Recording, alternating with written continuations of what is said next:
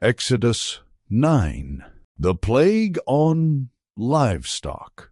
Then the Lord said to Moses, "Go to Pharaoh and say to him, 'This is what the Lord, the God of the Hebrews, says.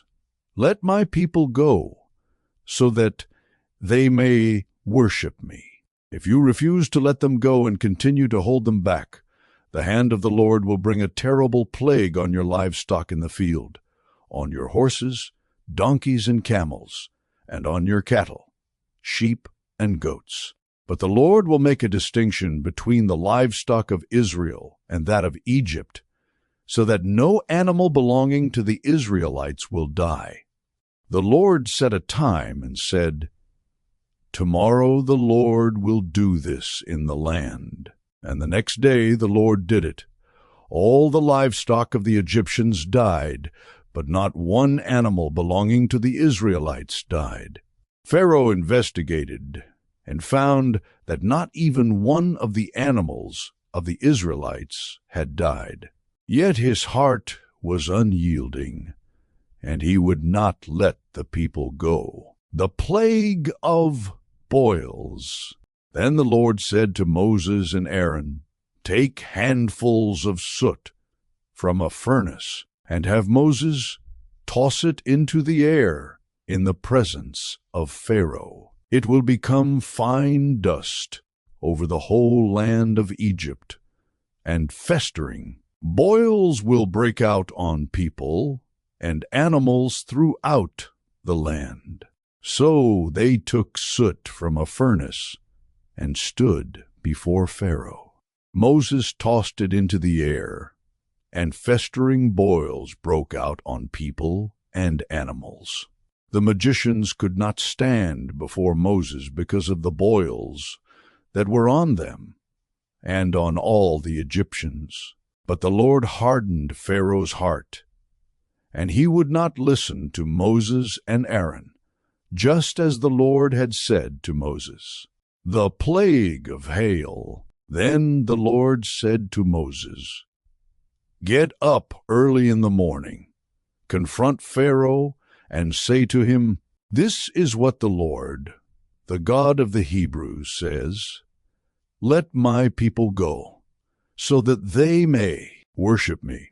Or this time I will send the full force of my plagues against you and against your officials and your people, so you may know that there is no one like me in all the earth. For by now I could have stretched out my hand and struck you and your people with a plague that would have wiped you off the earth. But I have raised you up for this very purpose, that I might show you my power, and that my name might be proclaimed in all the earth.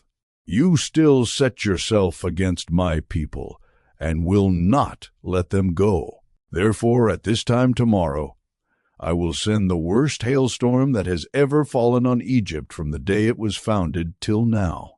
Give an order now to bring your livestock and everything you have in the field to a place of shelter, because the hail will fall on every person and animal that has not been brought in and is still out in the field, and they will die."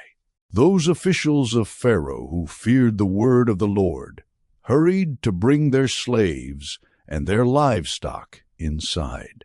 But those who ignored the word of the Lord left their slaves and livestock in the field. Then the Lord said to Moses, "Stretch out your hand toward the sky, so that hail will fall all over Egypt, on people and animals, and on everything growing in the fields of Egypt." When Moses stretched out his staff toward the sky, the Lord sent thunder and hail, and lightning flashed down to the ground. So the Lord rained hail on the land of Egypt. Hail fell, and lightning flashed back and forth. It was the worst storm in all the land of Egypt since it had become a nation.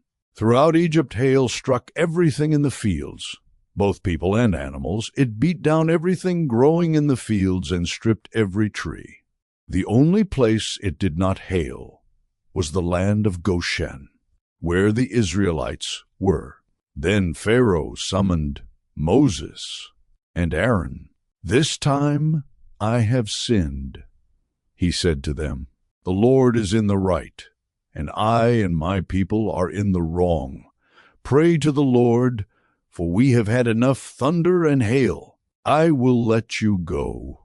You don't have to stay any longer." Moses replied, "When I have gone out of the city, I will spread out my hands in prayer to the Lord. The thunder will stop, and there will be no more hail.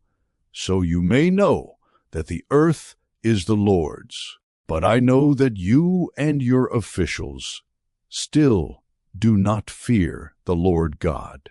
The flax and barley were destroyed, since the barley had headed and the flax was in bloom. The wheat and spelt, however, were not destroyed, because they ripen later. Then Moses left Pharaoh and went out of the city. He spread out his hands toward the Lord. The thunder and hail stopped, and the rain no longer poured down on the land. When Pharaoh saw that the rain and hail and thunder had stopped, he sinned again. He and his officials hardened their hearts. So Pharaoh's heart was hard, and he would not let the Israelites go, just as the Lord had said through Moses.